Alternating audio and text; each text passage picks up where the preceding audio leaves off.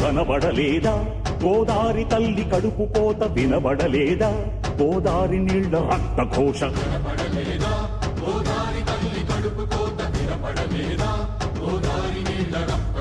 గుండె నిండా పాలున్న బిడ్డల కందించలేని తల్లి బతుకు దేనికని,